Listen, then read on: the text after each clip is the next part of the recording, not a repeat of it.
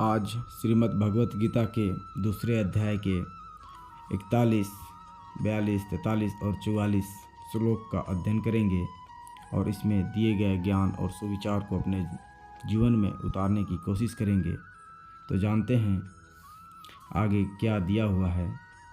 इस प्रकार कर्म योग का महत्व बतलाकर अब उसके आचरण की विधि बतलाने के लिए पहले उस कर्म योग में परम आवश्यक जो सिद्ध कर्म योगी की निश्चयात्मिका अस्थाई संबुद्धि है उसका और कर्म योग में बाधक जो साकाम मनुष्यों की भिन्न भिन्न बुद्धियां हैं उनका भेद बतलाते हैं और कहते हैं 41वें श्लोक के माध्यम से व्यवसायी आत्मिका बुद्धि एकाई कुरुनंदन बहुशाखा ही अनंता च बुद्ध्या अव्यवसायी नाम।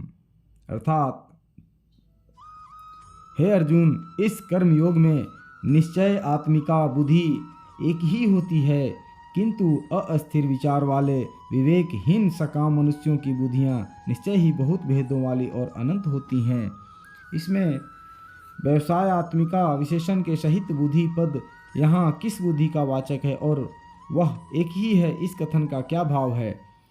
अटल और स्थिर निश्चय ही जिस बुद्धि का स्वरूप है, 39वें श्लोक में जिस बुद्धि से युक्त होने का फल कर्म बंधन से मुक्त होना बतलाया है, उस अस्थाई समभाव रूप निश्चयात्मिका बुद्धि का वाचक यहाँ व्यवसायत्मिका विशेषण के सहित बुद्धि पद है, क्योंकि इस प्रकरण में जगह जगह इसी अर्थ में बुद्धि शब्द का प्रयोग हुआ है तथा वह बुद्धि एक ही है। यह कहकर यह भाव दिखलाया गया है कि इसमें केवल मात्र एक सच्चिदानंद परमात्मा का ही निश्चय रहता है। नाना भोग और उनकी प्राप्ति के उपायों को अनेक इसके निश्चय में स्थान नहीं मिलता। इसी को स्थिर बुद्धि और समबुद्धि भी कहते हैं। आगे जानते हैं अव्यवसायी नाम पद कैसे मनुष्यों का वाचक है और उनकी बुद्धियों को बहुत भेदों वाले अनंत बताने वाले का क्या अभिप्राय है। जिनमें उपर्युक्त निश्चयात्मिका बुद्धि नहीं है, अज्ञान जनित विषम भाव के कारण जिनका अंतःकरण मोहित हो रहा है, उन विवेकहीन भोगासक्त मनुष्यों का वाचक अव्यवसायी नाम पद है।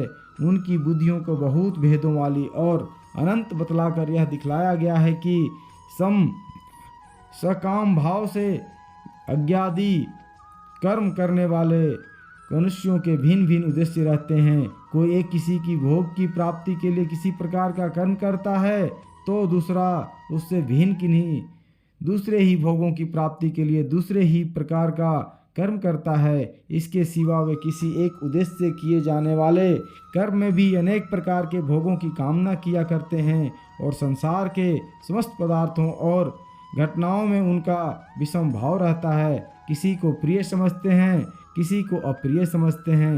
एक ही पदार्थ को किसी अंश में प्रिय समझते हैं और किसी अंश में अप्रिय समझते हैं।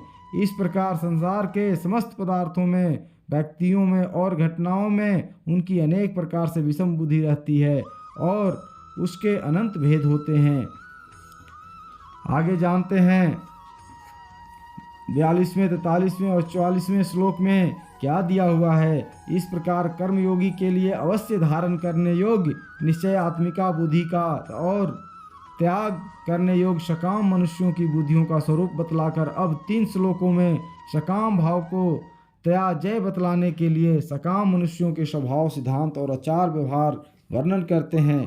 कहते हैं याम इमाम पुष्पिताम वाचम प्रवदन्ति अविपसिचत वेदवाद रतः पार्थ न अन्यत अस्ति इति वादिनः कामात मान स्वर्ग परा जन्म कर्म फल प्रदाम क्रिया विशेष बहुलाम भोगेश्वर यज्ञतियाम प्रति भोगेश्वर प्रसक्तानाम तया अपरहित चेतसाम व्यवसायित्मिका बुद्धि समोधो न विधीयते।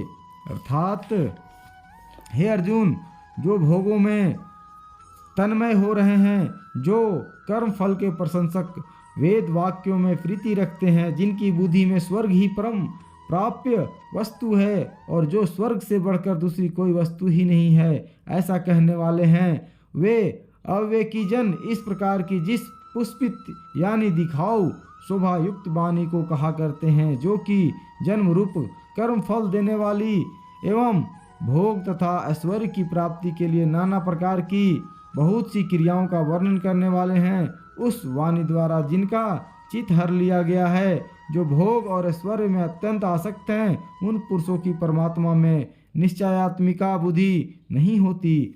यहाँ कामात्मान पद का क्या अर्थ है?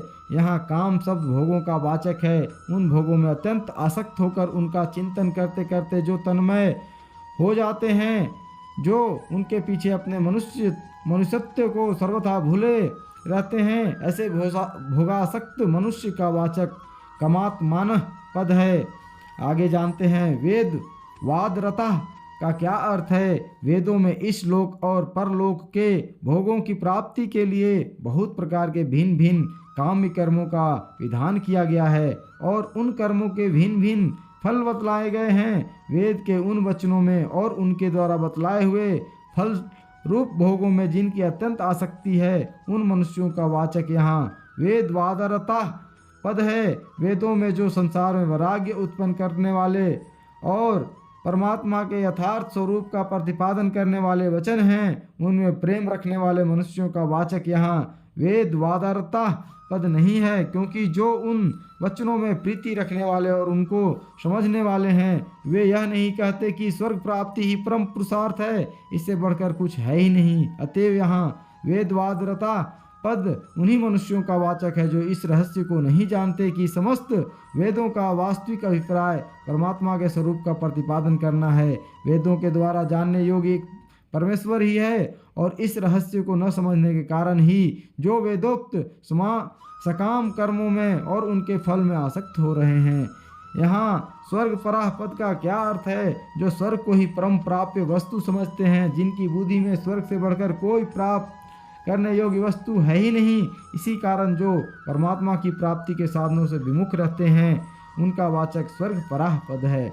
यहाँ नान्य दस्तिति वादिनः इस विशेषण का क्या भाव है? जो अविवेकी जन भोगों में ही रचे पचे रहते हैं, उनकी दृष्टि में स्त्री पुत्र धन मान बड़ाई प्रतिष्ठा आदि इस लोक के सुख और स्वर्ग आदि परलोक के सुखों के अतिरिक्त मोक्ष आदि कोई वस्तु है ही नहीं जिसकी प्राप्ति के लिए चेष्टा की जाए। स्वर्ग की प्राप्ति को ही वे सर्वोपरि परम ध्येय मानते हैं और वेदों का तात्पर्य भी वे इसी में समझते हैं। अतः वे इसी सिद्धांत का कथन एवं प्रचार भी करते हैं।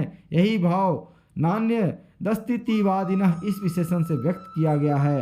यहाँ मनुष्यों को अविशिष्टतः विवेकहीन कहने का क्या भाव है? उनको विवेकहीन कहकर भगवान ने यह भाव दिखलाया है कि यदि वे सत्य असत्य वस्तु का विवेचन करके अपने कर्तव्य का निश्चय करते तो इस प्रकार भोगों में नहीं फंसते। अतएव मनुष्य को विवेकपूर्वक अपने कर्तव्य का निश्चय करना चाहिए।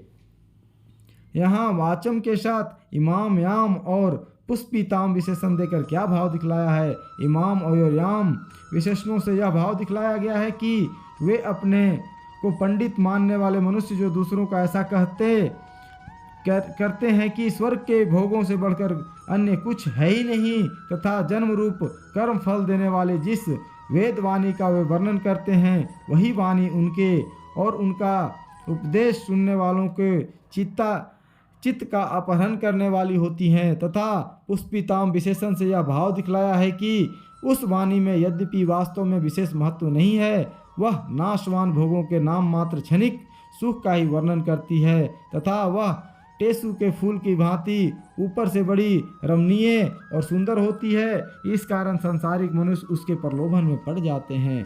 यहाँ व्यवसायित्मिका विशेषण के सहित बुद्धि पद का किसका वाचक है और समाधि का अर्थ परमात्मा कैसे किया गया है तथा जिनका चित्त उपयुक्त पुष्पिता वाणी द्वारा हरा गया है एवं जो भोग एवं ऐश्वर्य में अत्यंत आसक्त हैं, उन पुरुषों की परमात्मा में निश्चयात्मिका बुद्धि नहीं होती। इस कथन का क्या भाव है? 41वें श्लोक में जिसके लक्षण बतलाए गए हैं, उसी निश्चयात्मिका बुद्धि का वाचक यहाँ व्यवसायित्मिका विशेषण के सहित बुद्धि पद है। समाधीयते अस्मिन् बुद्धि इति समाधियः इस व्युक्ति के अनुसार यहाँ समाधि का अर्थ परमात्मा किया गया है तथा उपर्युक्त वाक्य से यहाँ यह भाव दिखलाया गया है कि उन मनुष्यों का चित्त भोग और ऐश्वर्य में आसक्त रहने के कारण हर समय अत्यंत चंचल रहता है और वे अत्यंत स्वार्थ परायण होते हैं, अतएव उनकी परमात्मा में अटल और स्थिर निश्चय वाली बुद्धि नहीं होती। इस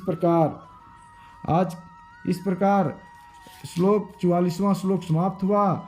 आज के लिए बस इतना ही। धन्यवाद। आगे श्लोक में फिर और आगे जानेंगे।